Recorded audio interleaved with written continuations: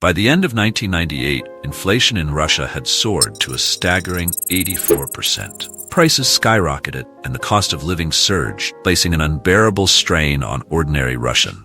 The soaring inflation wiped out savings and made it difficult for people to afford basic necessities. Banks, unable to withstand the financial pressures, began to crumble. Major institutions like Incombank and Tokobank were among the casualties, shutting down and leaving depositors in financial limbo.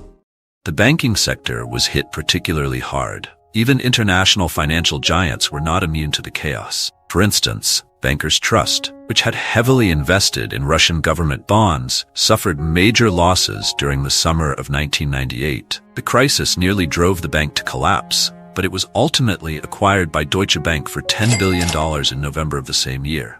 This acquisition catapulted Deutsche Bank to the position of the fourth largest money management firm globally. Russia's agriculture sector, which was already struggling, saw a dramatic reduction in federal subsidies, an 80% drop in real terms compared to 1997.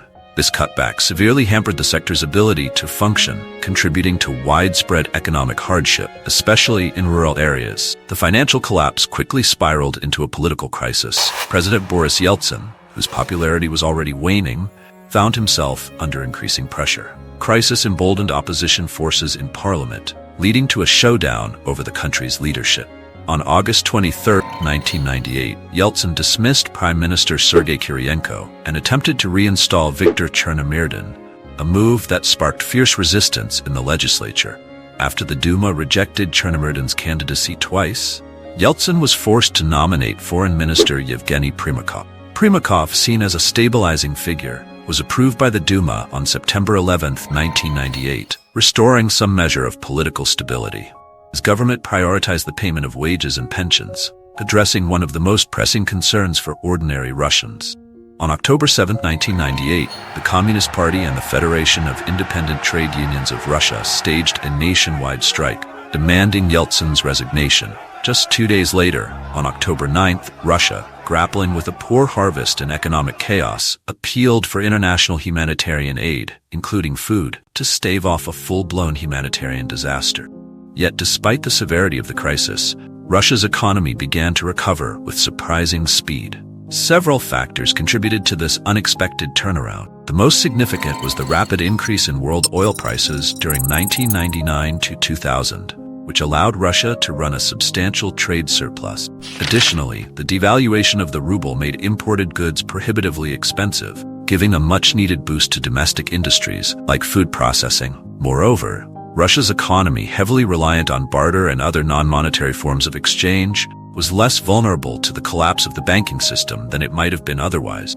As businesses managed to pay off debts, including back wages and taxes, consumer demand for domestically produced goods and services began to rise, further fueling the recovery. While the crisis was devastating, it also had some positive effects. James Cook, the senior vice president of the U.S. Russia Investment Fund, pointed out that the crisis taught Russian bankers the importance of diversifying their assets, a lesson that would have long-term benefits for the financial sector.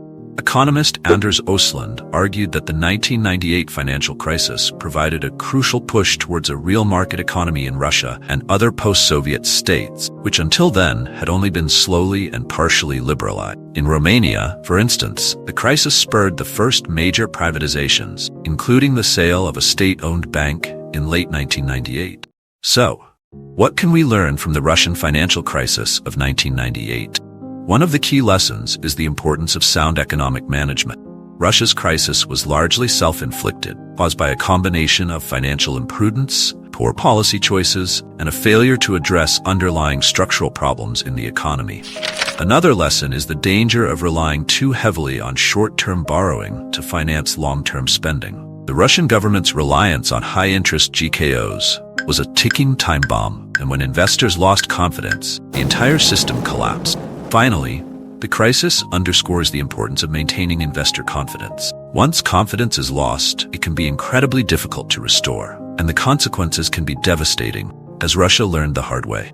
In the end, the Russian financial crisis of 1998 was a turning point, a period of immense hardship that forced the country to confront its economic vulnerabilities, but it also laid the groundwork for a more resilient and market-oriented economy. setting the stage for Russia's recovery in the years that followed. If you found this video informative, please subscribe and turn on notifications for more videos like this. Thank you for watching, and I'll see you in the next one.